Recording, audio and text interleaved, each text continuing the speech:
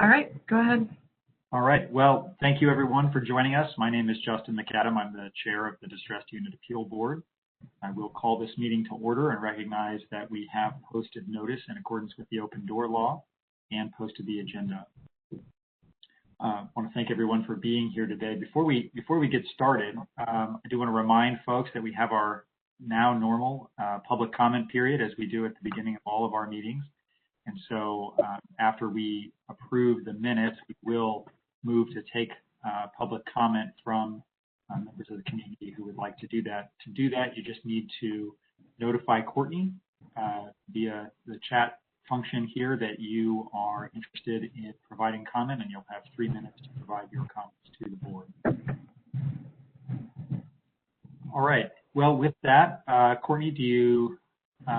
Oh, actually, we need to move the minutes. So everyone's had a chance to see the minutes prior to this meeting.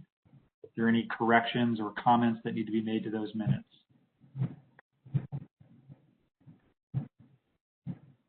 All right, hearing none, I'd entertain a motion to approve the October 22nd, 2020 minutes. So moved, Rebecca. Thank you. Is there a second? Second. All right, we have a motion and a second. Courtney, would you call the roll? Yes. Paul Joyce? Yes. Wes Bennett? Yes. Tracy Brown? Yes. Rebecca Kubacki? Yes. And Justin McAdam? Yes. Okay. 5-0. All right. Next up, we will have the public comment. Courtney, I'll let you take it over from here. Yeah, so I'll just give kind of the ground rules here. We do have a couple of individuals who have asked to provide comment. So I will call your name and unmute your line. You will have 3 minutes to provide comment. And then at the end of that, I'll go ahead and mute your line to move on to the next person. Also, just please keep in mind that if you do end up having other comments, or if you don't necessarily want to provide comment here, but you do have things you want to share with us, provide comment via email or voicemail at the information that's provided here. So give me 1 second to change over to my timer.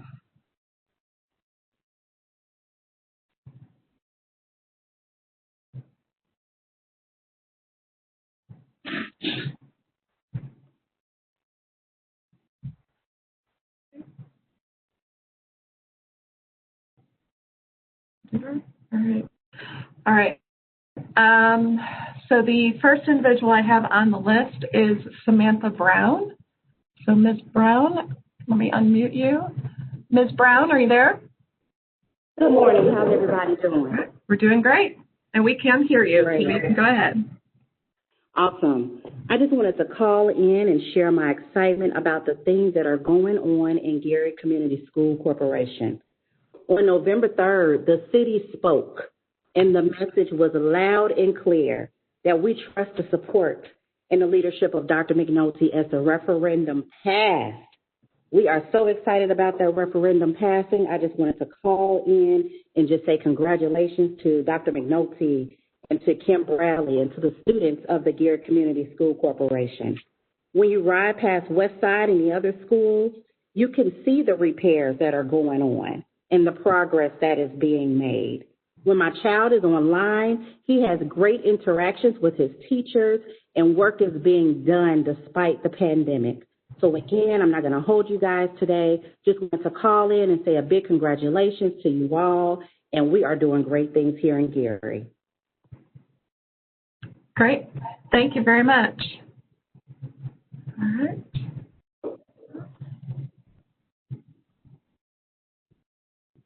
All right. And then next up, I have Dr. Michaela Spangenberg. Dr. Spangenberg? Good morning. Can you hear me? Yes, we can. Wonderful. Thank you. Given that the referendum has been passed here in Gary, it's particularly important for us to have financial transparency, which MGT has promised again and again, and we really have never received. There's a number of issues that stakeholders in the community have brought to my attention and concerns I have as well, even given the old, even regarding the old financials from 2019. One of those issues is that apparently, MGT has had our school corporation pay $34 million in leases. That was listed in some of the documentation. It's unclear why we paid $34 million in leases. Our understanding, if that was related to Glen Park, our understanding was that building, had increased our school debt, the construction of it. So then why would we pay additional money that's earmarked as leases? Doesn't make sense. There's also been, of course, around $79 million in various paid to various vendors. And some of these were even people who were emergency managers, like Pete Marikis was paid almost $10,000. And there's also been other vendors as well where it just doesn't make sense. There hasn't been any transparency. There's, it looks like people have been paid twice under different names. Diane Schweitzer being one example. She's listed twice. Two different companies called Get It Done being paid large amounts of money, apparently twice. And one of those numbers, that was listed for that company has been disconnected. Many of these places are connected to residential addresses, not businesses. And we're talking about, $250,000 here, $1 million there to a non-specific vendor. And, we do have a school board. Even though they're now called an advisory board, those are still the people that we continue to elect to represent us. They're not even being given this information. And so we have no way to get our questions answered about this, any of these issues. And therefore, we continue to struggle to believe that the monies that are going to be going to the school corporation are going to be spent for the education of our children, especially, when prior monies, for instance, for special populations have been discussed and paid in the past. Dr. Spangenberg, if you could please wrap up your comments. Oh, absolutely. I'm sorry. Thank you. So the special excuse me, the special population money, for contractors was already paid out once. They're saying that's something that they needed the referendum for, and of course we're seeing that money, we're wondering what happened to the first round of money they received. And all these expenditures exceed what they even reported to the state as having expenses. So we're very curious to get answers about this. Thank you. Thank you. Thank you. All right. And I do have one other individual, Nina Burton. Let me unmute you. Ms. Burton? Hi, good morning. Hi there. We can hear you. You can hear me good. This is Mrs. Burton. My name is Nina Burton. I am a parent. My husband and I, we have 4 students currently in the public school system. I am a graduate of the Gary Public School System, and I've been in the city of Gary for my whole life. So we did support the referendum, and one of the main reasons we did support the referendum is because we wanted to make sure that we show the state of Indiana, DUAB, and every other person that is has some interest in the Gary and the Gary Community School System that we as citizens, we do care about our community and we are not apathetic, and that we're willing to invest in the future of our children before we even ask anyone else to do so. So we are pleased that the referendum did pass, but we are looking for specific things from MGT, from the state, from the DUAB, and that includes, as the former speaker just said, we're looking for transparency. We're looking for a respect and even an ear to the voice of the parents, the community, and even our school board that is now an advisory board. So we're willing to work, and we're willing to do what it takes to help our students, to help our community, and we're just asking for a fair chance and a seat at the table to ensure that even at some point local control is restored with things are, and that things are in balance. So again, we are happy that the referendum has passed, but we're looking for 100% accountability from MGT, from the school board, from DUAB, from the state, and from anyone else that has a vested interest in the citizens, city, and students of Gary, Indiana. Thank you for your time. Thank you very much.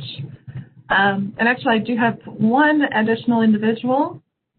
Let's see, it is Miss Angela Davis. Miss Davis? Good morning. All right. Good morning. We can hear you, and go ahead. That's great. Thank you. I'm not going to be before you long. I'd just like to congratulate Gary Community Schools, Dr. McNulty, and all of those individuals that worked tirelessly to bring the referendum to fruition. This is something that the Gary Community Schools needed. The train has pulled out of the station. All of those people that are not on board will unfortunately not be able to recognize and understand the importance of this referendum. And again, thank you so much to Dr. McNulty, Gary Community Schools, DUAB, and anyone else that was involved in bringing this referendum. Thank you so much. Great. Thank you very much. All right. I believe that is all of the public comments that I have, or folks who have signed up. Great. Thank you. Give me 1 second to switch this back. Well, while you're doing that, I do want to take a moment to pick up on what a number of the commenters said there, and that is to recognize the tremendous accomplishment that has been accomplished here with the passage of the referendum. It's a big win for the children and the people of Gary and the city of Gary, and just couldn't be more pleased from my vantage point that we have gotten to this point. You know, there's a lot of people, I think, that could be thanked and who need to be recognized for that, and I know that Paige and others are certainly doing that, and will continue to thank those individuals. But, you know, the voters of Gary certainly deserve a big amount of praise here, because it's them who stepped up to the plate and overwhelmingly supported this referendum.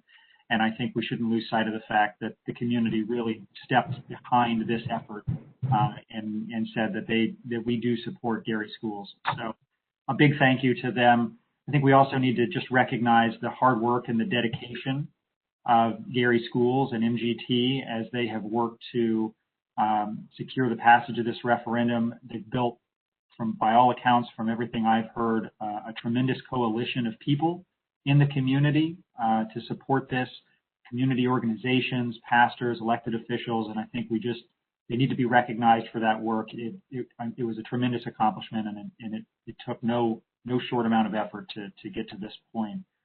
And so just want to thank them for that. And in particular, I want to thank Dr. Smith here as well, a member of our board. I know that he was very supportive of the effort and critical in helping to get the referendum to this point. And so want to thank him as well for his work on this. And then just, you know, I want to take a moment to say that obviously this doesn't mean that we're done. There's still more work to be done, and I know Paige and Eric and others on the team there are looking forward to next steps. We have one of those next steps here today in the consideration of the collective bargaining agreement. where we will consider a raise for the Gary teachers for the first time in a decade. But there are other pieces to do, and that's carrying the referendum into full swing. And I know that the team will do a great job with that and are already working on ways to put that in place. And, I think as a state, as a board, obviously this allows us to begin to turn our focus to figuring out the path forward to return the school back to the community and really move away from this situation that we find ourselves in where the state and DUAB are overseeing the school. And I look forward to that process. I look forward to walking forward that way as we figure out the best way to accomplish that. So with that, I just want to say thank you before we move on.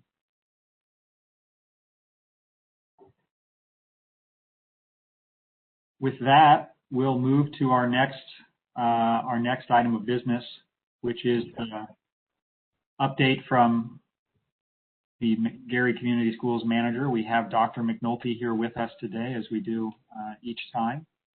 Dr. McNulty, I'll turn it to you and just a round of applause. While we're not in person, I do want to just thank you for your efforts in carrying this forward. Thank you. I appreciate it. And I know it's later on the agenda, but since we've been talking about it so much, I want to kind of echo what you had to say, that it's absolutely been a team effort. This was not a page effort. It's absolutely been a team effort. I was just a member of the team.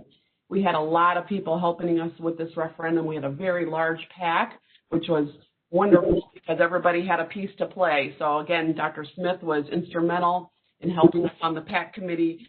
We had lots of faith-based leaders. We had parents helping us. We had lots of people from the chamber. So we had a very well-rounded team, and everybody worked tirelessly, laser focused on this for the last 90 days. So I want to thank everybody, and I certainly want to thank the citizens of Gary for voting in support of their schools and having faith in us. So we're excited to be able to be transparent and show everybody what the continued efforts are that we're going to do to move the school district forward, because I think we've got a lot of great things happening. So with that being said, one of the first things I want to share is the track.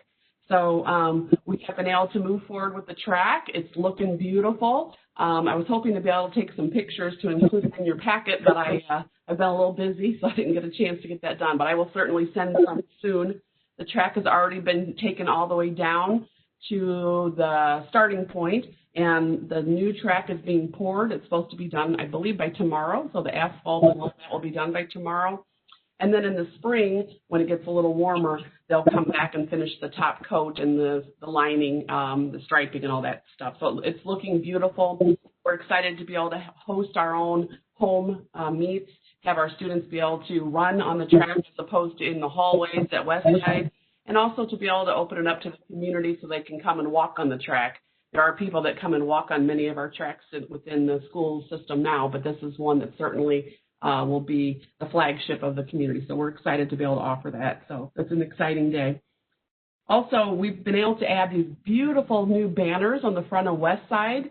They're, several hundred feet long by several hundred feet wide to beautify the outside of West Side, advertising what we're doing with fine arts, curriculum, and sports. So again, I'll send some pictures because they were just installed this week. But again, it's another effort that we're doing to try to beautify our schools and make them look competitive as they should be with our neighboring districts. I also want to mention, I'm going to skip down a couple of items because I know it's later on the agenda about the teacher negotiations, but I want to continue to talk about that we are still partnering with the Lake County and the Gary Health Department as our COVID numbers continue to rise. And we have opened up our school for immunizations, and those start next week. And so we've been working with the health department on that. They're going to be deploying people into our schools, many of our schools, for several weeks long, because we have many students that are very behind in their immunizations. And so when we are able to open in person, we want to make sure that those students are up to date as much as possible with their immunization. So we are trying to use our schools as a hub, if you will, for parents to get to more easily. They certainly can ride our school buses to the school as well to get their immunizations and get them back home. So that's an effort that we're trying to do to reach out to our families to help assist with getting them the shots that are needed. Also, our budget was formally adopted this month and has been submitted to DGLF. So I want to thank Nicole Wolverton and the team for getting that finalized. I know that was a big effort. And also, I wanted to mention that our district is currently going through several audits with IDOE. One's an on-site monitoring and a fiscal monitoring audit through Title. And both of these should be concluded sometime in December. And we'll certainly report out on those results as we get them. And the other two I will hold until we get to those on the later on the agenda. But I'll take any questions if anybody has some now. Are there questions for Dr. McNulty? Yes, Mr. Chairman. Yes, Representative Smith, please. I'm a little confused. Are we at the manager's report, or have we just done the referendum update and the school improvement fund plan? I think we did just the general report and a bit of the referendum update. I know that we dived into it very deeply, but may I ask questions related to the report? Yes, please. Yeah. Before I do so, I want to just commend Dr. McNulty for the kind of leadership she provided to our team. It was informed leadership. It was a participatory leadership because she participated. She was out there on Saturdays door knocking like other team members were. And she got to know the community better, and I think the community got to know her better. So I just want to commend her for her leadership. I believe that we should give credit where credit is due.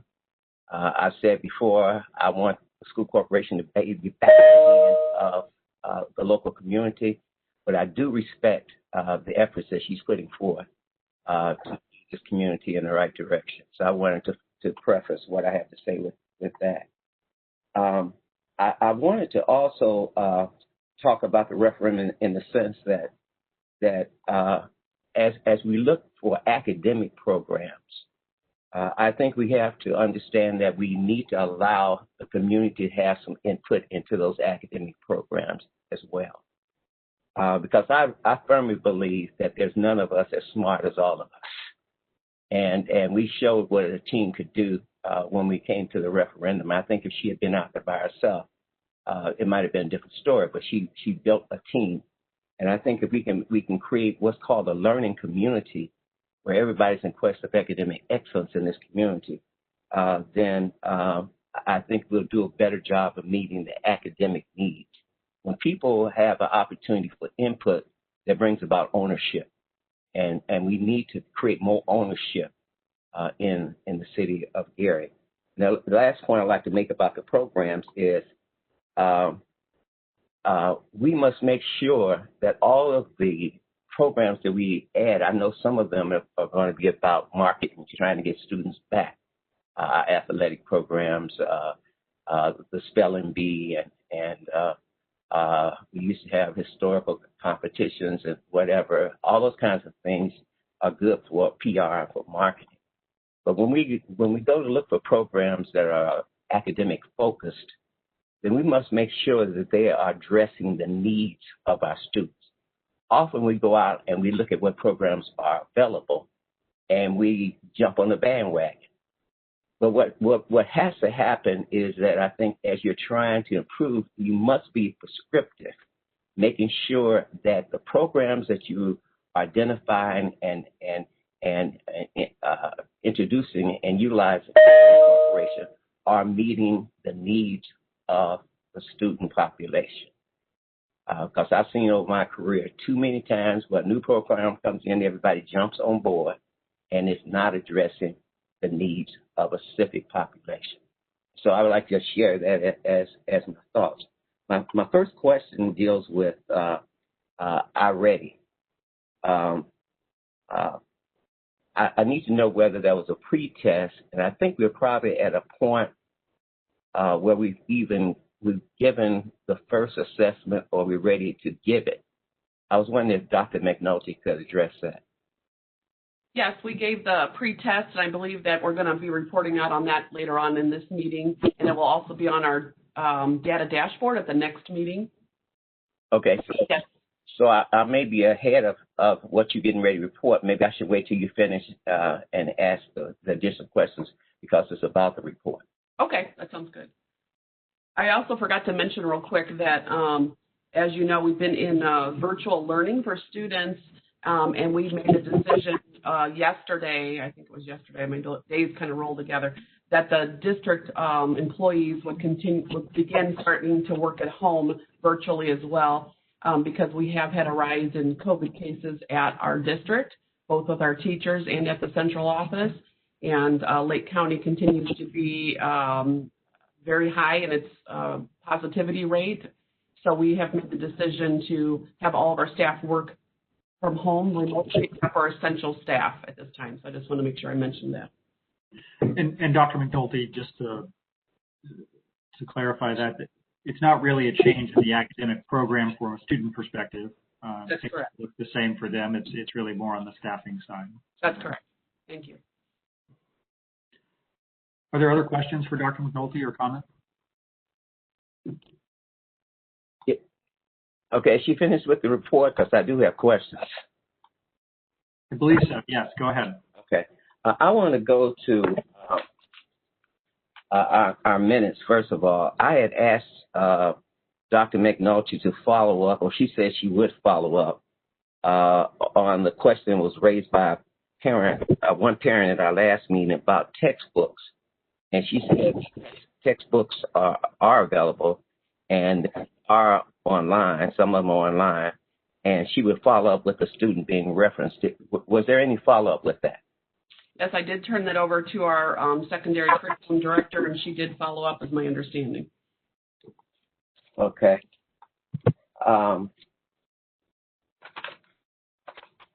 If we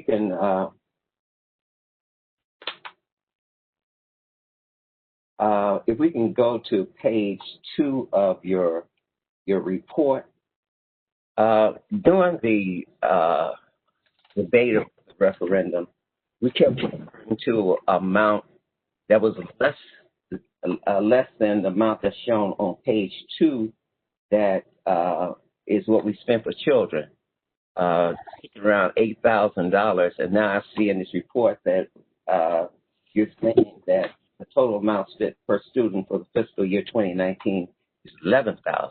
What is the figure? It's $8,000, but the additional amount is for our, including our title and our special ed. Okay, so we get $8,000 from the state. That's what you're saying. Correct. Okay, I understand now. Thank you. You're welcome. If we could go to, give me a moment, Mr. Chairman. I've got this report marked up. Please take your time. Where you show the pictures of what's happening at Westside and some of our schools, I want to, once again, give you accolades for improving the exterior of our buildings and as well as the interior of our buildings. When we start talking about climate, we're talking about two domains. We talk about the emotional domain and we talk about the physical aspect of climate. My question to you is, do you have in place a program to deal with the emotional aspect of climate, where all stakeholders feel respected, they feel safe, they feel loved, that they're important, they are part of the process? Do you have a program to deal with that? Because I know beyond a shadow of doubt, as I talk with many school employees, that there's a morale problem. That morale problem does not fall in your lap. It's one that's been there for a number of years. And so this is not about attack. It's about recognizing the problem and trying to move forward. Right. No, I completely agree with you. And so we've been working and talking with our administrative team a lot about how to make sure that people have a seat at the table and a voice. So that's why we implemented the staff advisory committees at every building. They've all met with their groups this past month. So we're trying to get a well-rounded group at every school to talk about things that are happening within their building and come up with suggestions and problem solve together. We've also started the technology committee, the curriculum committee, the food service committee, because we want people to have a voice about what's happening within their school district. And then we also have a group of people working on our MTSS, which is the multiple tiers of support, levels of support, and that's for students and staff. But that needs to be definitely fleshed out because that's a new initiative for the district. Okay, you're talking about just one aspect of the emotional side, which is participation. But I want you to look at, respect, feeling love and wanted, being safe and so forth. I know you're working on the safety aspect of that too, but you didn't mention that. But I'm just bringing that to it as a friend, not as a foe trying to criticize. No, I understand. I'm just saying this is something we really need to do because it's the climate that contributes to the culture, which is known over a period of time in a school. And as I mentioned to you, I think once before, maybe on the radio program, that we need to move that towards building a learning community and all of this tied together. Right, and it's going to, as you know, it's going to take time because it's taken a long time to get where we are. And so I think by building these committees, and people have to feel trust and put their guard down a little bit. So once we have some trust and some comfort level, then I'm hoping we can continue to move that needle forward and continue to build out those avenues that you're talking about. I think it will come. Emotions are contagious, as you know, and I think people are starting to feel hope and excitement about what's happening. Yeah, and there's so much research on how you address climate. And if you continue work to create a positive climate, you're going to get a positive culture. And then it has to spill out into the community so we have a learning community. I want to go to, I don't know if Paige is on, but it's the academic dashboard that you have in the report. It's towards the end of the report. And I think we're getting to that a little bit later on in the meeting here. I'll hold out there. Okay.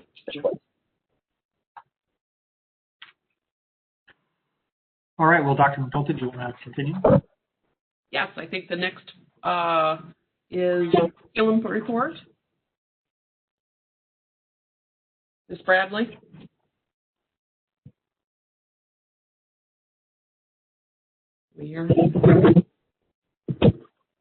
I'm sorry. So the dashboard, the path forward is at a point where we have already started. We don't have a whole lot of updates for this month necessarily, except that yes, as Dr.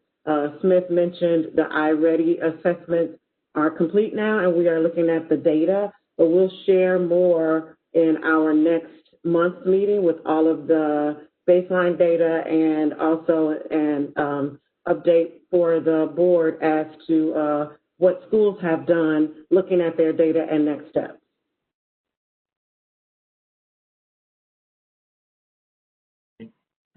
With that iReady data, I noticed in the report there was you were still working. Maybe some of the classes still hadn't had a chance to take it yet. We're at the point where we're done now. We have about 98% completion. So yeah, we're done with looking at the data. Great, thank you. And we have the high school students coming in right now in pods, taking their iStep and their retakes as well. They have some retakes that they're taking. Yeah. Okay, fantastic. Are there questions on the path forward and the dashboard? I know Dr. Smith, you had a question there.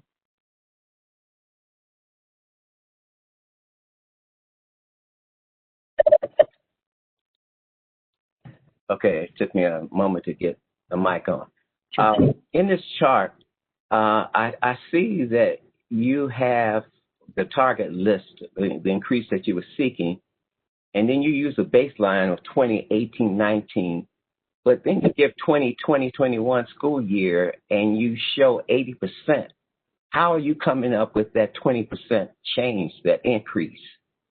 Because we did not give the Step Plus test for the last academic year, and we certainly don't have the final results for the 2021 year, and we just had the 2021 year. How are we showing 80%? or maybe I'm reading this dashboard wrong. I'll answer that question. And Raquel Stephan is with us today, who put the dashboard together. Short answer, Dr. Smith, is this is just an example to show the DUAB board this month what the dashboard would look like, as well as the community at large to see. So these are placeholder numbers. They're not the results that we're showing are just examples to show you and others what the dashboard would look like. Well, okay. I'm guilty of doing selective reading. I did not read. Well, we've been a little busy. You got to pass. We've been a little busy. Absolutely. Okay, makes sense, sir.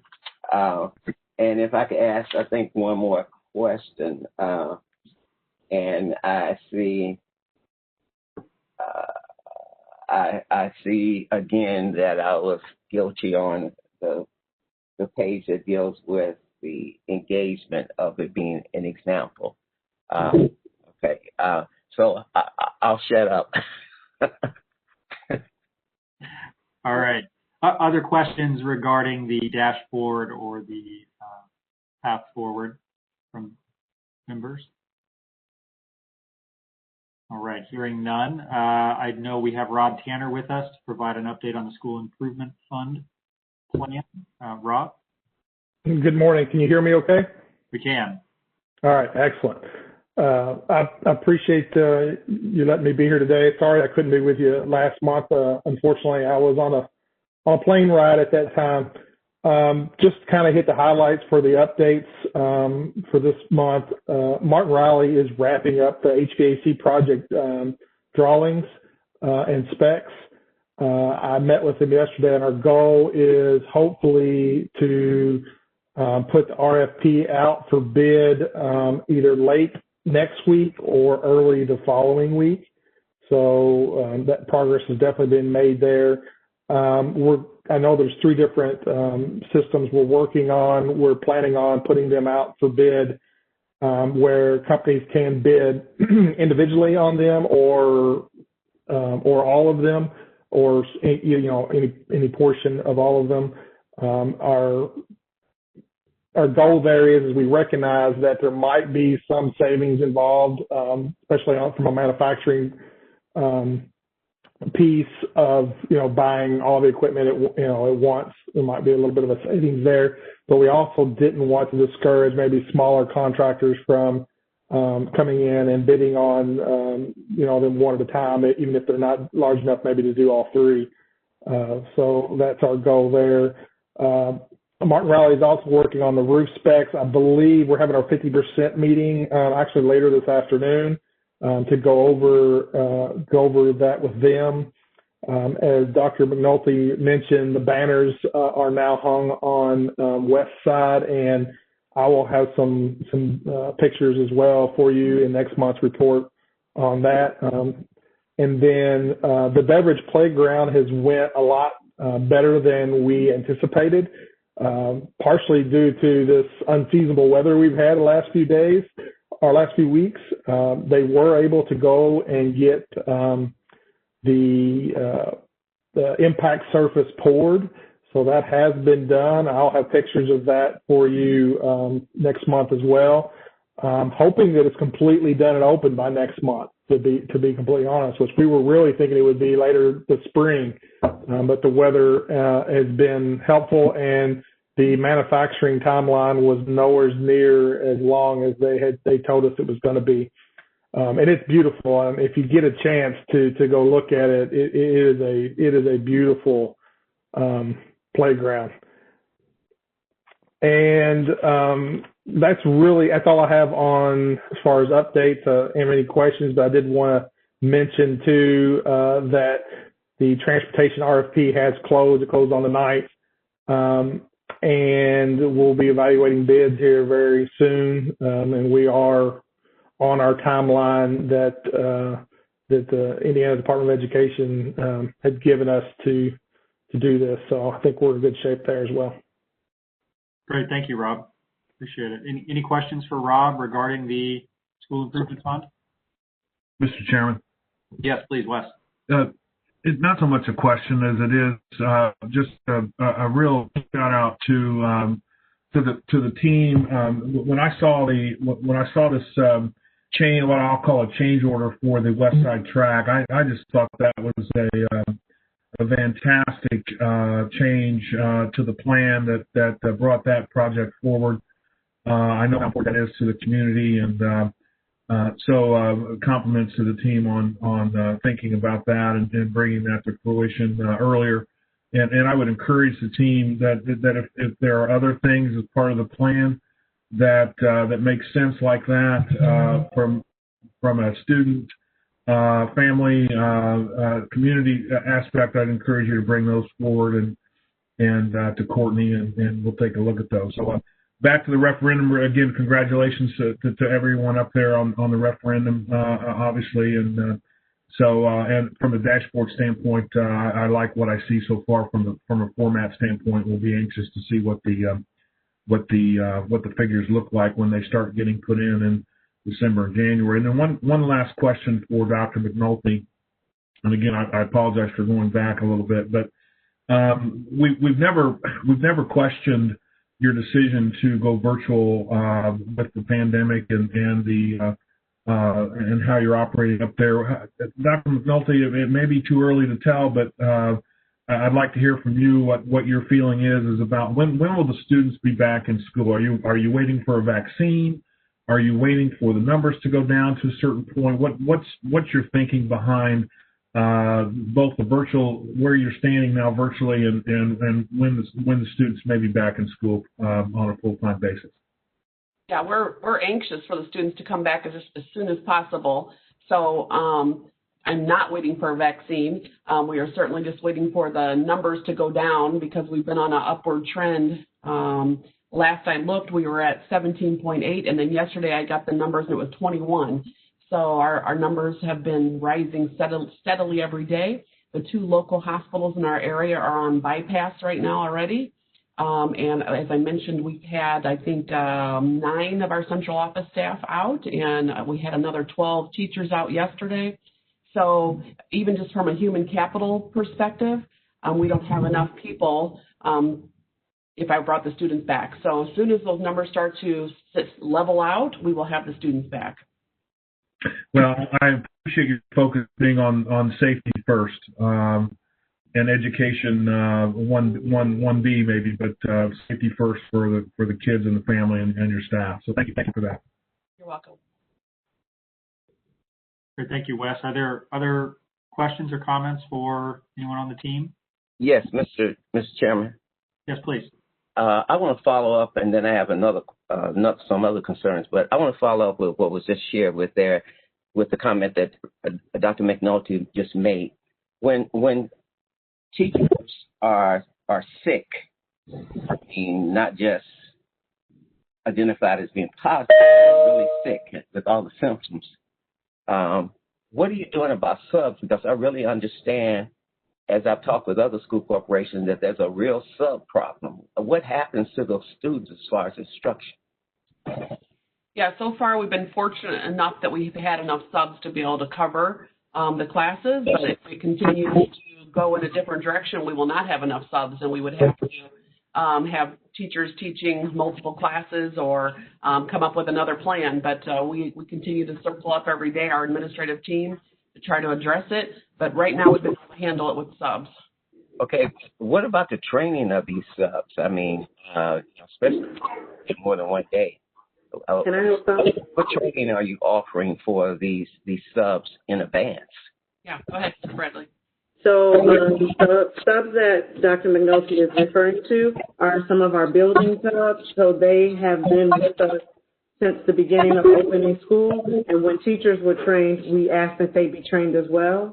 The other thing that we do is necessary, which also, as Dr. McNulty has said, hasn't happened that often, is asynchronous work would be provided for students.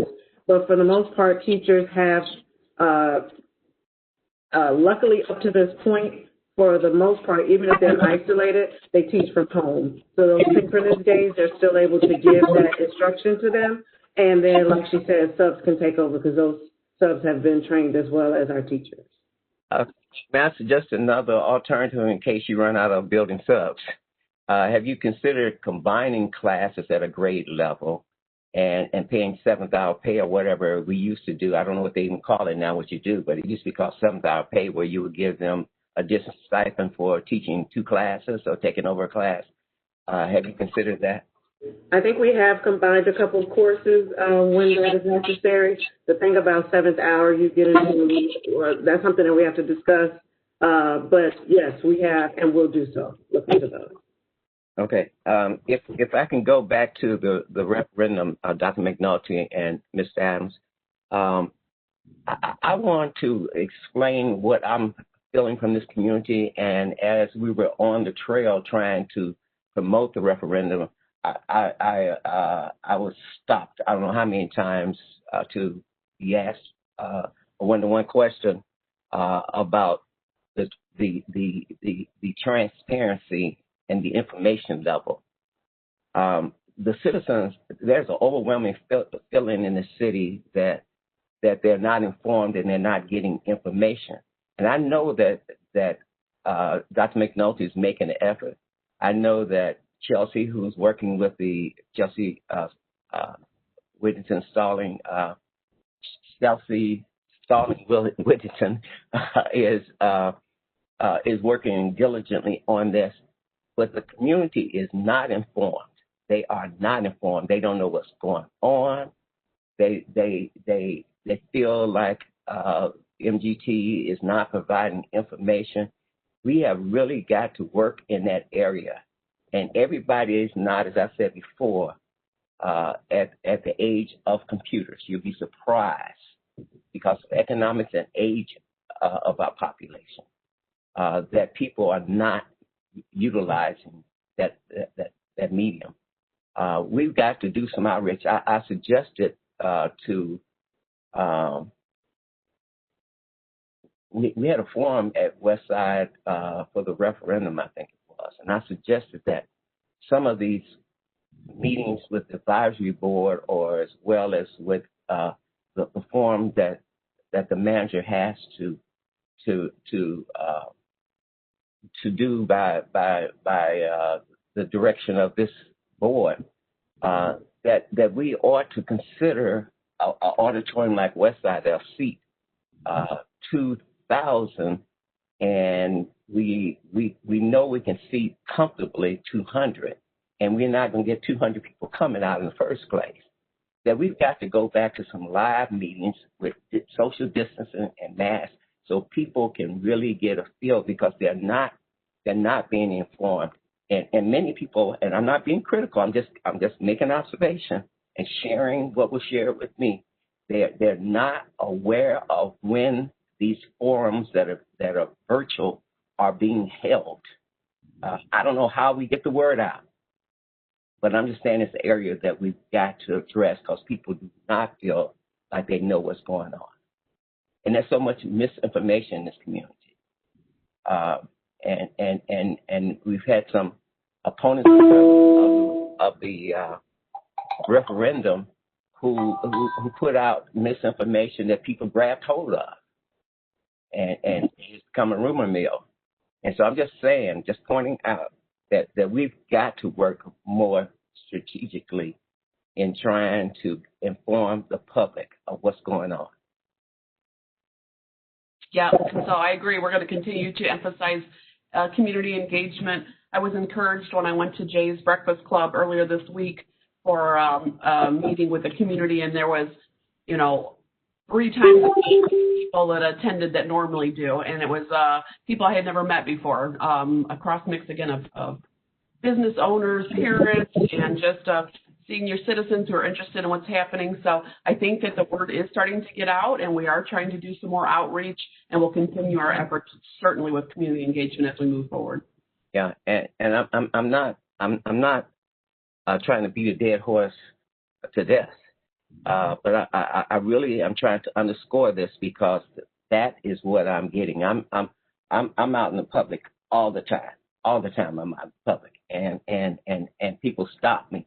They stop me when I don't want to be stopped, but I'm a servant, so I have to stop and listen to them repeat the same things over and over again, and that's part of my job.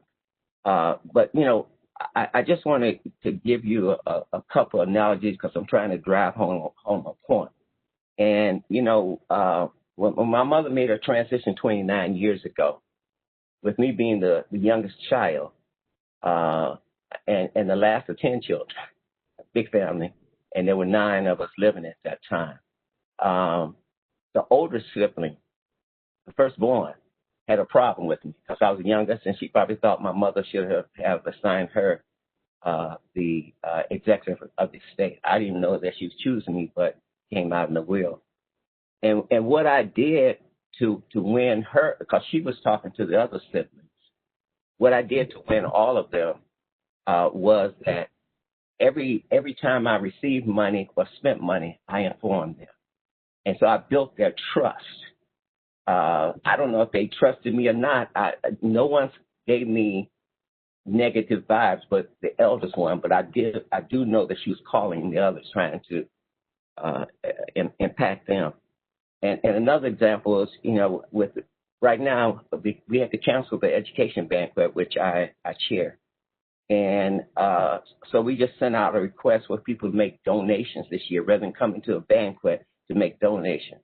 What I am doing with that is every time there's a contribution coming in, I put it on, as a post so that people know that I'm being accountable, and hopefully it motivates others. I'm just saying step by step, we have got to inform this community until it becomes informed. We've got to do that. And the same thing with the Penny-a-Ton drive, which is coming up, which we do for the needy for Christmas. I always give constant reports through radio, through email blasts, through posts on Facebook. I let the people know the progress, and then I let them know how the money was spent. If you get to that level, so people now come and hand me something, and I say, well, I don't have a receipt. They say, well, I know it'll be used where it's supposed to be used. That's the kind of trust level we get from the School Corporation, where people feel like their money is being used where you said you're going to use it. And I can't underscore that enough to begin to win over this public that is uninformed, going to city council meetings, making reports, wherever there's a live broadcast that we can get this out. And it doesn't mean that you have to do it all, Dr. McNulty. Once you get this committee going, this referendum committee that is supposed to be for oversight, I think that committee could be activated to do some of this. But we've got to really work on keeping this community informed. And I say it from the bottom of my heart. Once again, I'm not trying to be critical, but I am trying to be a voice for this community. No, understood and agreed. Thank you, Dr. Smith. I appreciate that and couldn't agree with you more. Other questions or comments for the team before we move on?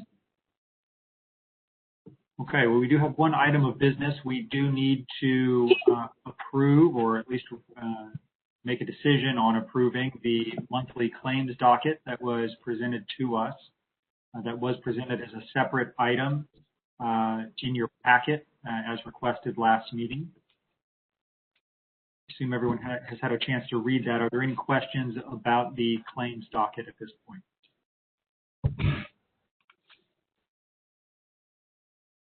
All right. With that, I'd entertain a motion to approve the claims docket. Mr. Chairman, I would move we approve the school improvement fund claims docket as presented. A second. We have a motion and a second. Any discussion on the motion? All right. Hearing none. Courtney, would you call the roll?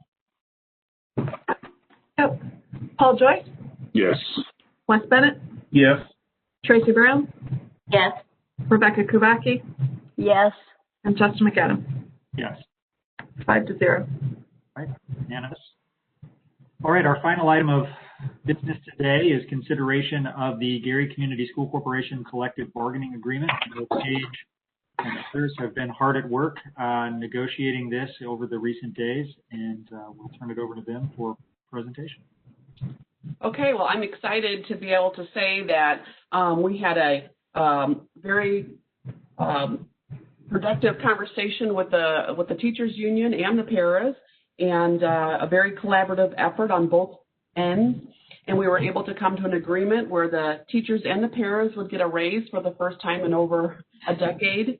That raise would equate to about 5.3% per person. In addition, they would get a stipend that would be paid out in December. And we also agreed to offering 20 teachers a buyout for early retirement. And let's see, did I leave anything out? And their insurance would stay the same. They would continue to pay their insurance at their same rate. We did have a small increase to our insurance, and they would absorb their portion of the increase. So I felt like it's a great thing for the teachers and the parents who haven't had a raise and who've worked diligently for many years.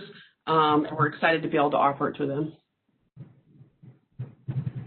It's just fantastic news, Dr. McNulty. We're so glad that we were able to get here with the referendum.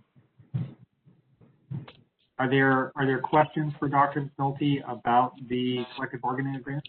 I do want to add that it's a one-year contract, Mr. McAdam. Yes, Chairman. Representative Smith, please. Yeah. Is that the only change that's in this bargaining agreement? Because to tell you the truth, I've never seen a bargaining agreement before. I've been in education forever, and this is the first time I've looked at a collective bargaining agreement. Any other changes in here other than that? That's the only changes. Okay. My question on page 1, you have Article 2. You have definitions, and you say what a teacher is, and then you define what a teacher is in Article 3 for the grievance procedure. Why do we have two different definitions? You know what, I can't answer that, but they do define anybody who's certified to be covered under the collective bargaining agreement. But in all honesty, Dr. Smith, that collective bargaining agreement is very old. It's probably 12 years old and certainly needs to be cleaned up. And so we agree that's going to be a monumental task, the teachers union and myself. So we have agreed to set a committee aside here in the next several months to start combing through this next year, but that's a big task. Okay, on page 5, the leave of death in the family, it's 7 calendar days that's offered. So basically, you're talking about 5 working days, because 5 days will fall within the 7 regardless, right? Okay. In E, item number 3, for your cleanup, you've got emergency manager in there, and I think they've changed the terminology. That occurs again on page 6. J2 is 1, and on page 7 in section A, emergency exists there too. So if you're going to clean this up, those are some things that you might want to clean up. Yeah, every single page is going to need to be touched, I can tell you that. Right. It's on page 15. I'm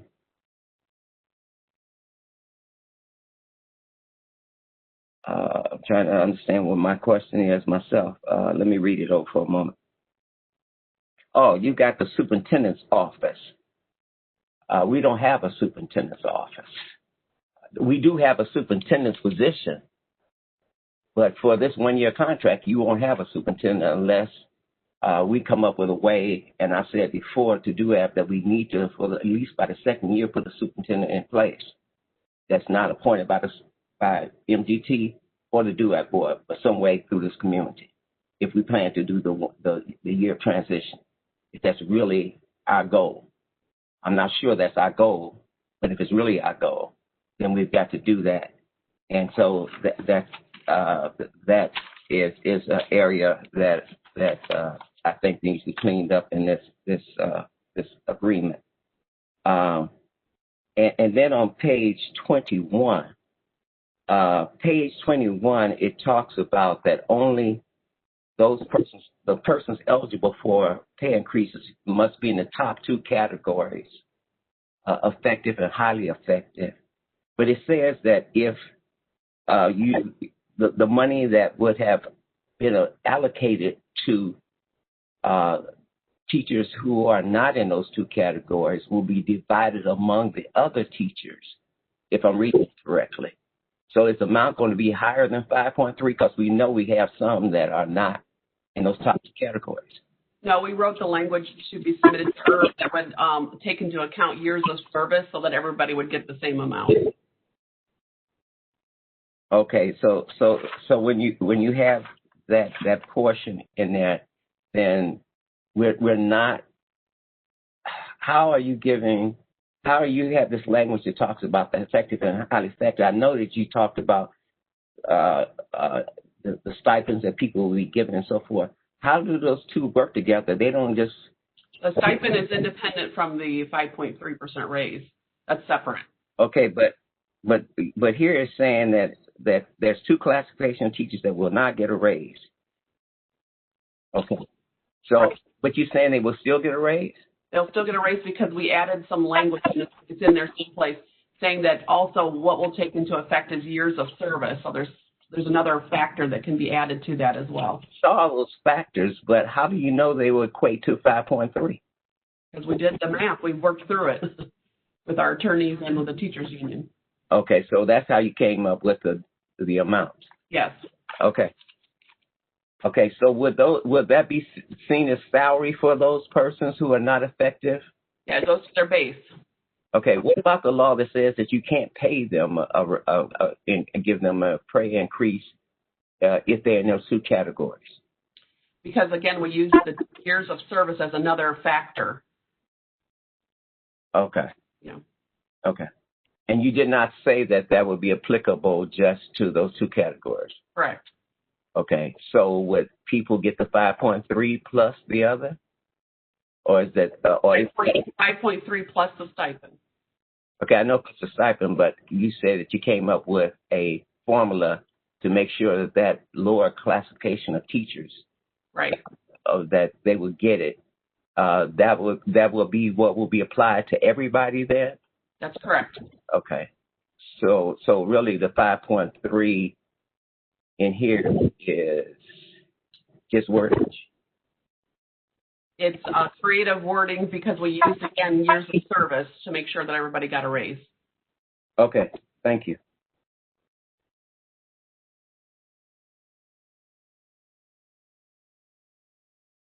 Great, thank you. Are there other questions for Dr. McNulty? All right. Did I hear somebody there? Okay. Yes, if I may, Mr. Chairman. Yes, please. Yes, thank you. I have two or three comments if it's appropriate. One, I really liked in the contract where the beginning teacher was over $40,000. I believe that is key. And so I really want that provision to help the corporation get the best teachers possible. I may also comment, I want to thank Dr. Smith for his leadership in Gary. It is so critical in what is going on there. And I truly appreciate that. Not only easy, I know, but highly respect that. And last but not least, when I was teaching, I recommended several times to the administration that they spend a significant amount of time finding the best teachers. Dr. McNulty knows that, and I would encourage you, I can't encourage you enough, to spend the time to get the best people in the classroom. Because if you get the best people, you'll have great results and will help the administration. If you get the wrong people, you'll see the results of that too. And so I just want to encourage you, it's not my job, of course, but encourage you to really, really work to get the best people looking ahead to the next school year. So again, thank you for allowing me to comment. Thank you, Representative Thompson. Yeah. May I just thank my colleague? It's very heartwarming to get a compliment from one of your colleagues, and I know how Representative Thompson is so diligent in looking at figures and making observations. So I really appreciate your compliment, and believe me, I don't take it lightly. I'm thrilled that you have observed what I've been trying to do and appreciate it. Thank you so much. You're welcome. Any other comments or questions? All right, well, hearing none, I'd entertain a motion to approve the collective bargaining agreement. Mr. Chairman, I would move that we approve the Gary Community School Corporation collective bargaining agreement with the Gary Teachers Union as presented. The motion, is there a second? Second. It's been motioned and seconded. Discussion on the motion. Okay, hearing none. Courtney, would you call the roll? Yep. Paul Joyce, Yes. Wes Bennett, Yes. Tracy Brown, Yes. Rebecca Kubacki, Yes. and Justin McAdam. Yes. 5-0. Thank you. Motion passes unanimously. All right, well, with that, we've reached the end of our formal agenda. Is there any new business to come before the board today? Okay. Well, hearing none, we are adjourned. Thank you all for joining us, and we'll see you next time. Thank you. Blessed Thanksgiving. Yeah. You too.